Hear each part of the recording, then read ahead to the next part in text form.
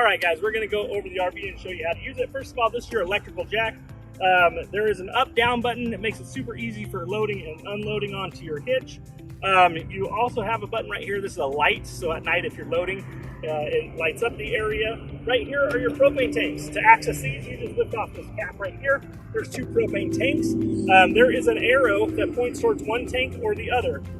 Whatever tank you're using, you want to make sure that arrow is pointed at that tank and the tank is open. If that runs out, you'll go ahead and switch that arrow towards the other tank to open up the other tank, and then you'll have propane flowing through the other tank.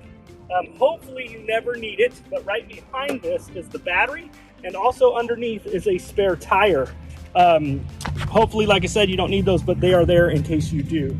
As we come around, every corner of this RV has a stabilizer jack. They're located right underneath here. They just go down and touch the ground. They don't level the RV or anything like that. They just make it less wobbly when you're walking inside. It's nice when you have that slide out, you want some stability. Right here is a large storage area, and inside this storage area, you're gonna have your water hose, your sewer hose, your power cord, all that kind of gear, and the hand crank for dropping those stabilizer jacks. Just make sure we receive all those items back when you return it. As we come around, there is a large slide out right here. Just make sure when you're operating the slide out, nobody's in the way. There's not a tree, there's not a car parked next to you. We always recommend if you're using the slide out, you have a spotter to make sure when it comes out, it doesn't hit anything. Also, when you go to close it, make sure there's no tree branches or anything above there or anything that's fallen. Just remember also, you're supposed to stay at least 15 feet away from trees on each side of the RV anytime you're moving the RV, so you shouldn't even be close to trees. As we come around the side here, like I said, this is gonna stick out quite far, so give yourself some room. Right here, you're gonna have your sewer area. You're gonna have your black water and your gray water. To dump those, you're gonna have a sewer hose. You're gonna screw it right on here, and then as you can see, there's 2 valves. One is black and one is gray. The black one is for the black water, and the gray one is for the gray handle, or the gray handle is for the gray water. You'll go ahead and pull the black one first. There is a orange flush valve right here. This is to clean out the black water tank. So when that is open, you can attach a hose here and it flushes out and cleans the tank at the same time as you're dumping. Make sure that you are not putting any water into this unless the handle is pulled out. You do not want to fill the black water, or you don't want to overflow it from inside or anything. So make sure anytime you are using this orange one, this is very important, you have the black valve open, okay? Then once you're done, turn off the water, get your hose away from here, go ahead and close that, and then you'll go ahead and pull the gray water, and it kind of also cleans out the hose, okay? Right here, if you guys are going to an RV park and you have city water, it says city water, this is where you would plug in your hose for constant water. If you're running constant water through here, through the park or some place like that, you do not need to have the water pump on. Otherwise, if you're just camping, dry camping, and you need water, you need to turn the pump on, and we'll show you how to do that on the inside. Right here is your power cord plug. This is for plugging into the RV park or into a generator. The cord comes with the trailer. You're gonna screw it on here. It is a 30 amp connection. And then the other part plugs into the park or into a generator, okay? As we come around, if you're gonna go ahead and dry camp, you do need to fill your tank. You just unscrew this. You're gonna put your garden hose in here. You're gonna fill it up. It takes about 20-25 minutes to fill. Make sure as you're filling this, you're watching the gauges inside. You don't want the tank to overfill or anything like that. And if water starts to squirt out, obviously go ahead and turn off your water, and you'll be good to go. As you come around, there is an exhaust area here. Just make sure that you don't lean any gear against this or anything like that. This can get warm. You don't want kids touching this. There is an external shower area. Sometimes this is nice if you went to the beach, you can hose off your feet. There's a little outdoor area for say you want to set up a little cooking area, bring your grill or whatever. We also rent grills if you want to rent one. Just have a little prep area here. This right here will slide out if you rent one of our grills. We have ones that are custom fit inside of this. And then you do have another outdoor refrigerator. This, just remember, this is not a propane fridge, this is an electric fridge. So you must be plugged in at a park to be able to use this one. As we come around, there is a large awning. Just make sure anytime you use the awning, it's not windy, rainy, stormy, anything like that at all. You These are very expensive, and these are made out of aluminum. You don't want the wind to come and rip them off or anything. We recommend, if you are not sitting underneath the awning, have it closed, and definitely do not go to bed with it open, okay? There's a couple electrical outlets right here. This is nice if you want to set up a table, you have a crock pot or a blender, anything like that, you can set up through here. Just remember, outlets need power, so you need to run a generator to use those outlets or be plugged in at the park. One more exhaust right here. This can get warm, so just make sure you're not leaning gear against there. I'm going to show you how to do the stairs. First of all, you're going to open the door. Make sure this is completely open all the way. There's a little lever right here. You'll pull the lever, and it unlocks it and allows you to fold it down. Before we get too far, I want to show you that there's these little pins right here on each of the legs. You can adjust the leg height so that if you're on uneven ground, you can make sure that the stairs are actually firm and level on the ground. So you can adjust this one if you need to, or that one, or both, just so that this sits perfectly down flat. So what you also want to do is, once you set it down, there's a lip right here. You want to make sure that this is down far enough, all the way almost flush with the door entry, so that when you go to shut your door, it'll shut properly. If the stairs for some reason are not level, like maybe they're up like this, when you go to shut this door, this will be too high and you won't be able to shut the door.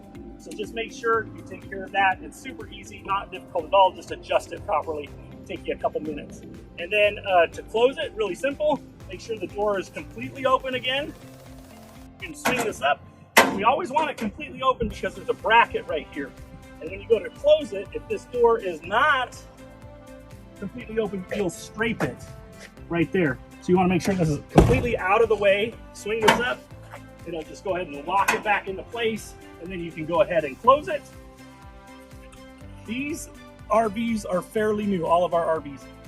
The seals are very tight, so when you go to close this, you're gonna, right on this area by the handle, you're gonna give it a good push.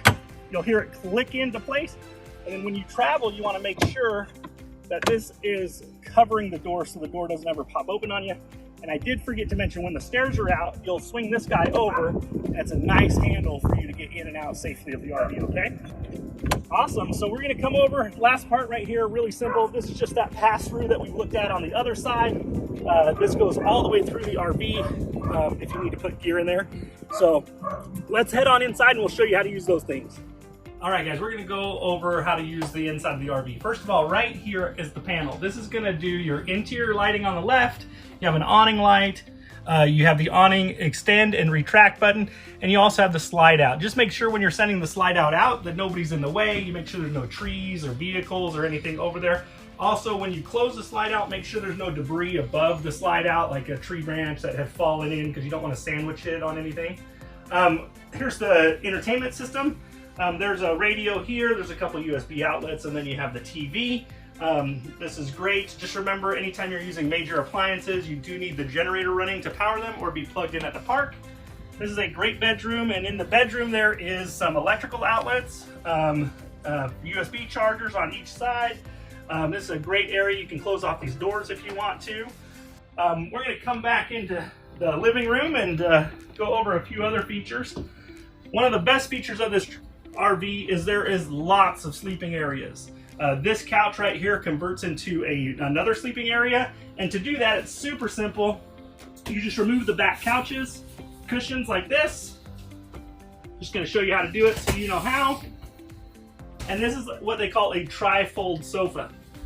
So you're just going to lift up, it's going to fold out. There are a couple legs right here that you'll pull them out, and they go horizontally here. Same thing here. Let me just show you. You'll do the same thing on this side, and then you just gently set it down. And then at the very end, and you can adjust those legs so it's more level. And then at the very end, you reach back here and you just fold this portion down, and now you have a very large sleeping area. This can accommodate 2 people and an adult very easily, comfortably. And then just to close it, you just lift this one up again, put it out of the way. You're gonna kind of lift this up and it kind of sandwiches in. I recommend lifting it straight first so you can close these arms. Get them all closed up. And then it literally just bends in half, so just be careful, don't get anything pinched in there. any fingers or anything, and then just drop it right down. Take your cushions, those are gonna go right back on. It's that easy. It's really nice and convenient, and you're done. Same thing in this bed and this couch. It also converts into another bed. To do that, you're just gonna remove the table legs. You're gonna drop this table down, and they sit right here on each side, just the table, and then you'll use the back cushions as part of the bed system. You just put those cushions on top of the dinette after you drop it down. You have a lot of appliances in here. This is great. You have a microwave oven. You have stovetop burners. You also have a fridge here. This works on gas or electric. To operate this, you will open the door, and to do that, you pull this handle this way. It kind of locks it in. Pull it and open it. You have two buttons here. You have a on, off, and you have a gas mode. The gas is for dry camping, and the auto mode is for if you're going to like an RV park. To start this, you want to make sure you light the burners on the stove top first, and you have propane flowing. So purge the propane line first, turn those off, and then you'll just come in here and then turn it on.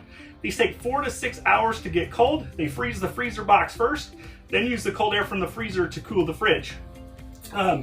Right here on the wall is your thermostat control. This is what's going to control the heater and the air conditioner. Just remember, the air conditioner, you must be plugged in once again with power to operate. You need, or be running a generator, either way. Hopefully you never need it, but there's an electrical panel right here. It's kind of like at your house, you have a breaker box at your house. It's the same concept, it's just a little smaller inside of an RV, and it's right there. Say your blow dry or tripped a breaker or something, you can check right in there. And then in here is a great bathroom.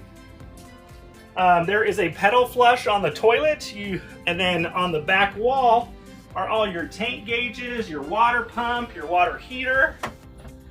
To turn the water pump on, you're gonna click this guy on. And then these are just your tank gauge gauges, and they'll kind of show you how full the tanks are. Just remember, this is very important, these are just guides. They are not 100% accurate.